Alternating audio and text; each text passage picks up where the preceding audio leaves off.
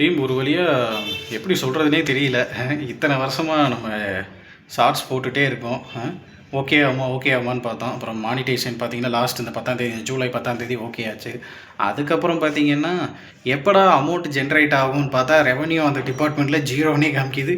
எதுவுமே ஆகலை. அப்புறம் என்னடான்னு யோசிச்சிட்டே இருந்தப்போ கடைசியாக பார்த்தீங்கன்னா நம்மளுக்கு அந்த ஷாப்பிங் ஆப்ஷன் வந்துச்சு. அந்த ஷாப்பிங் ஆப்ஷனில் ப்ராடக்ட் ஒவ்வொன்றா டேக் பண்ணி போட்டுக்கிட்டே இருந்தேன். பார்த்திங்கன்னா ஒரு புண்ணியம் எங்கேருந்தோ ஒரு ப்ராடக்ட் வாங்கியிருந்தார். அது மூலிமா நம்மளுக்கு ஒரு சின்ன அமௌண்ட்டு ஒரு 3 டிஜிட் அமௌண்ட்டு தான். அதனாலுமே யூஸ்ஃபுல் தானே. அந்த அமௌண்ட் வந்து நம்மளுக்கு ஜென்ரேட் ஆகிருக்கு. அதோட வாங்க நம்ம அப்படியே அந்த யூடியூப் ஸ்டுடியோக்குள்ளே போய் நம்ம சேனலுக்குள்ளே போயிடலாம். சேனலுக்குள்ளே போனீங்கன்னா பார்த்தீங்கன்னா உங்களுக்கே தெரியும் எவ்வளோ சப்ஸ்கிரைப் ஆகிருக்காங்க, எவ்வளோ வியூஸ் போயிருக்கு, எல்லாமே போயிருக்கு. அந்த ரெவன்யூ டிபார்ட்மெண்ட் பார்த்தீங்கன்னா கிளிக் பண்ணுறேன்.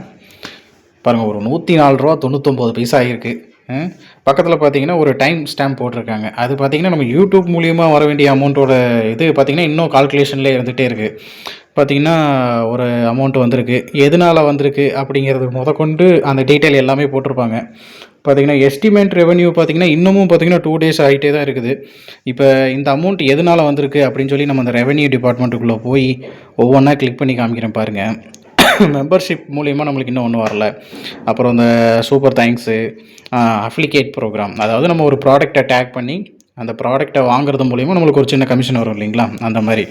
பாருங்கள், யாரோ ஒருத்தர் ₹1300 ஒரு ப்ராடக்ட் வாங்கியிருக்காரு. அந்த ப்ராடக்டோட கமிஷன் பார்த்திங்கன்னா ₹104 நம்மளுக்கு வந்து அவங்க கிரெடிட் பண்ணியிருக்காங்க. இதனால தான் சொல்கிறேன், ஓரளவுக்காவது நம்ம யூடியூப்பில் ஒரு சின்ன ஷார்ட்ஸாக போட்டு முக்கியமாக பெரிய வீடியோ போடுறது ரொம்ப நல்லது. ஏன்னா அப்போ தான் நம்ம ஃபுல் பேமெண்ட்டு அந்த ஃபுல் மானிட்டேஷனுக்குள்ளே போய் நம்ம ஒரு அடுத்து ஒரு ஏர்னிங்கை நல்லா பார்க்கலாம். இது ஒரு சின்ன ஏர்னிங் தான், நம்மளுக்கு ஒரு ஆரம்பத்துக்கு ஒரு ஏர்னிங்னு வச்சுக்கோங்களேன். பாருங்கள், 61 பேர் கிளிக் பண்ணியிருக்காங்க, ப்ராடக்ட்டு கிளிக் பண்ணியிருக்காங்க. இது மூலிமா நம்மளுக்கு ஒரு ப்ராடக்ட் வந்து ஒருத்தர் வாங்கியிருக்காரு. அந்த மாதிரி தான் நான் எவ்வளவோ டேக் பண்ணி போட்டேன், ஆனால் அதில் ஒருத்தர் டேக் பண்ணி ஒன்று வாங்கியிருக்காரு. பார்த்திங்கன்னா ஃப்ளிப்கார்ட் மூலிமா வாங்கியிருக்காரு. இதெல்லாம் கொஞ்சம் கவனிங்க. நீங்களும் ஒன்று ஸ்டார்ட் பண்ணி இது மூலிமா ஒரு வருமானத்தை எய்ன் பண்ணி கொஞ்சம் ஒரு சப்போர்ட்டு தானே. நம்மளுக்கு ஒரு இன்னொரு தொழில் இருக்கிறது சப்போர்ட்டு தானே.